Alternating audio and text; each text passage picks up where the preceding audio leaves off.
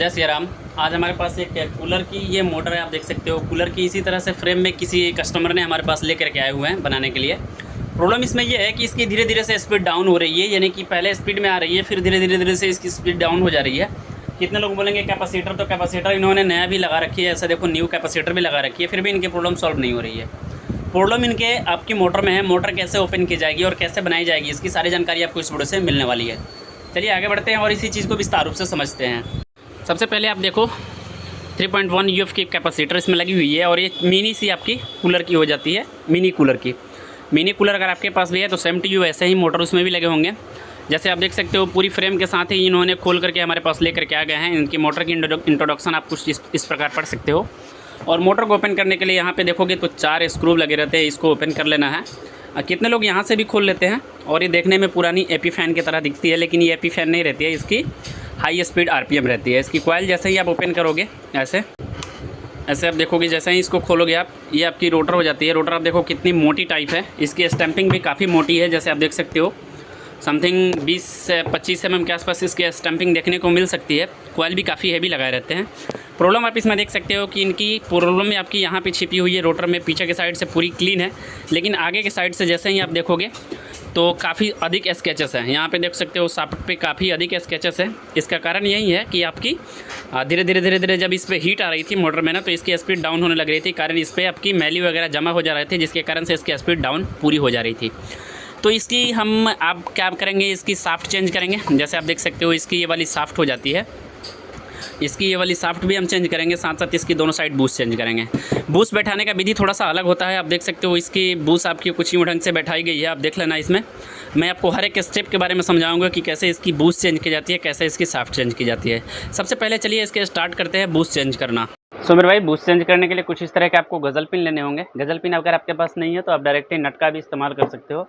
और कुछ इस तरह के एक सेमनी लेने होंगे, आप देख सकते हो। और एक आपका हैमर चाहिए था। तो इसको कैसे निकालना है, आपको ऐसे रखना है और इसमें देखोगे तो रिपीट ठोकी रहती है इस पर। तो पीछे के साइड से इसमें इसको लगा करके ऐसे, और पीछे के साइड से ठोक देनी है ऐसे।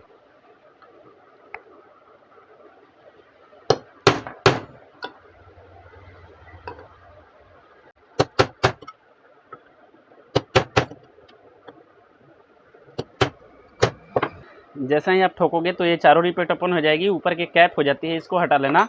और इसके बाद ये से देखो स्प्रिंग ऐसे रखी रहती है। स्प्रिंग को ध्यान से हटाना है, क्योंकि आपकी जैसे स्प्रिंग हटाई जाती है सेम टू वैसे ही लगाई जाती है। कोई भी पार्ट हो, अगर आप जैसे उसको ओपन कर रहे हो सेम टू वैसे ही इसको कसना होगा। ऐसे आप देख सकते हो हमारी बूस ये निकल चुकी है। अब इसके जगह पे हम इस तरह के न्यू वाले बूस ऐड करेंगे। ऐसे देखो न्यू वाले बूस, इसके नंबर के बारे में बात करूँ तो 034 नंबर की इसमें बूस लगती है। आप 034 नंबर का मार्केट से ले लेना। और एक चीज़ ये बता दूं कि आखिरकार ये ख़राब क्यों होती है, तो यहाँ पे ये रुई लगाई रहती है। ये रुई काफ़ी ज़्यादा अधिक मतलब सूख जाते हैं, जिसके कारण से बूस हीट होकर के आपकी मतलब ख़राब हो जाती है। तो इसको बराबर से अगर ऑयल मिलती रहे तो फिर आपकी बूस कभी ख़राब नहीं होगी। तो इस चीज़ को जरूर ध्यान रखना।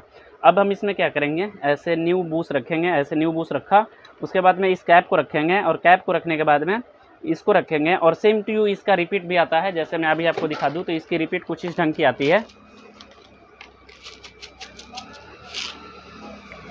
ऐसा देखो इसकी रिपीट कुछ इस ढंग की आती है। और चारों होलों से हम लगा करके इसको ठोक लेंगे। ठोकने से है ना इस तरह से हम लगाएंगे इसमें रिपीट ऐसे, और इसको हम पंच कर देंगे, या हमारी रिपीट ब्लॉक हो जाएगी।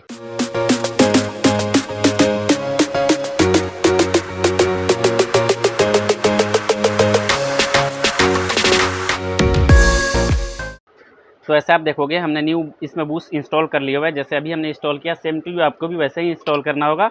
और ये बूस्ट जब इंस्टॉल करोगे तो आपकी बूस्ट अनबैलेंस साइड में रहेगी, तो इसको बैलेंस साइड ला लेनी है। और सेम टू यू दूसरे पाले का भी बूस्ट ऐसे ही चेंज की जाती है। हमने देखो बूस्ट दोनों साइड चेंज कर लिया हुआ है। ऐसे देखो दोनों के दोनों बूस्ट हमने न्यू लगा रखी है। जैसे जैसे मैंने आपको स्टेप बताया सेम टू यू वैसे ही करना, ताकि क्या कितने लोग क्या करते हैं इसको जब ओपन करते हैं ना तो वो भूल जाते हैं कि कैसे कैसे इसकी स्प्रिंग बैठाई रहती है, कितने में इस टाइप की आती है और कितने में स्प्रिंग टाइप आती है। तो स्प्रिंग को भी लगाने का अलग तरीका होता है। जैसे आप ओपन करोगे ना तो फिर आपको खुद से समझ में आने लगेगी कि किसको कैसे बैठानी है, क्योंकि जैसे ओपन करोगे सेम टू वैसे ही बैठानी है आपको। तो दोनों साइड तो हमने चेंज कर लिया हुआ। और इसमें ऑयल ज़रूर कर लेना, जो कि इसकी रुई है ना पूरी भीगी रहनी चाहिए। और उसके बाद अब शाफ्ट चेंज करनी है। तो शाफ्ट चेंज करने के लिए हम क्या करेंगे, इसके दोनों साइड की जो गैपिंग रबर लगाए रहते हैं इसको साइड रख लेंगे। और ध्यान से रखेंगे कि कौन से आगे की है और कौन से पीछे की है। तो हमने ये पीछे वाले साइड को इस साइड निकाली है और आगे वाले साइड को इस साइड निकाली है। उससे भी बेटर एक पहचान हो जाती रहती है, छोटी रहती है आगे वाली साइड और पीछे वाली साइड बड़ी होती है, ऐसे देख लेना। हो गई। और अब इस पे क्या करोगे है ना, एक चीज़ ये ध्यान रखना कि शाफ्ट निकालते टाइम जिस टाइम ये सिरा थोड़ा सा उभरा हुआ रहे, मतलब आगे के साइड उभरा हुआ रहे, उसी उसके विपरीत साइड से पुश करना है। जैसे इसके देखोगे तो ये आपकी अंदर के साइड दबी हुई है और इसमें देखोगे तो बाहर के साइड है। तो हम इधर से प्रेस करेंगे ना, इस पे एक आपके लकड़ी से प्रेस करेंगे तो फिर आपकी ये जो है ना आसानी से निकल जाएगी। तो हमारे पास तो अभी स्पेशल जैक भी है इसका, तो देख लेते हैं अगर हाथों से निकल जाएगी तो हाथों से कर लेते हैं, नहीं तो इसको हम जैक पे इस्तेमाल करेंगे।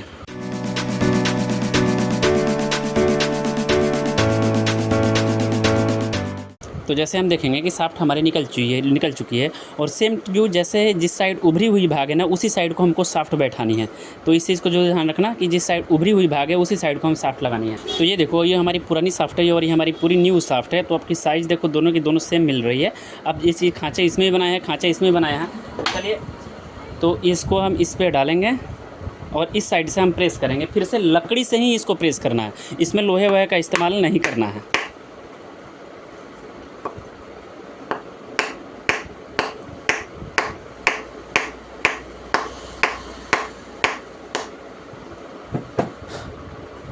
प्रेस करने के बाद एक चीज़ ये ध्यान रखना कि इसमें से देखे आपने कि पीछे के साइड बहुत ही गैप छोड़ी हुई थी, तो हमने भी इसमें गैप छोड़े हुए हैं।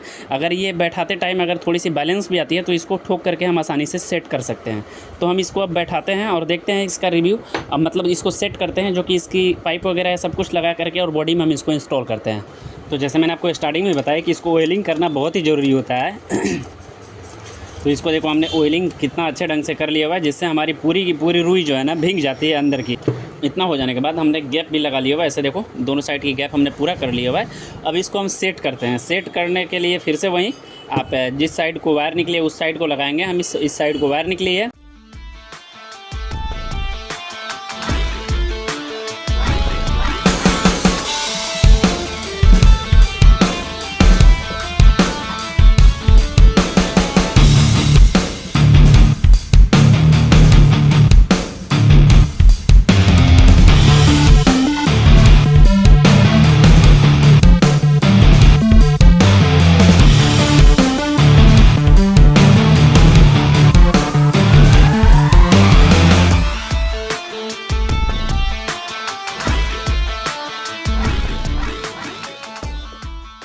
तो जैसा कि अभी आप देख पा रहे हो कि हमारी शाफ्ट पूर्णतः फ्री घूम रही है। आपकी भी शाफ्ट ऐसे ही पूर्णतः फ्री घूमनी चाहिए। चलिए, कंडेंसर वगैरह का कनेक्शन तो हमने कर लेते हैं और इसका फाइनल रिजल्ट देखते हैं कि इसकी प्लेबैक क्या आती है। तो इसका देखोगे हमने ब्लेड वेलेड सब कुछ सेट कर लिया हुआ। हालांकि ब्लेड इसकी ये नहीं है, मैं इसको टेस्ट करने के लिए इस पर लगाया हूँ। तो चलो देते हैं इसको सप्लाई और देखते हैं कि इसका क्या आता है फीडबैक।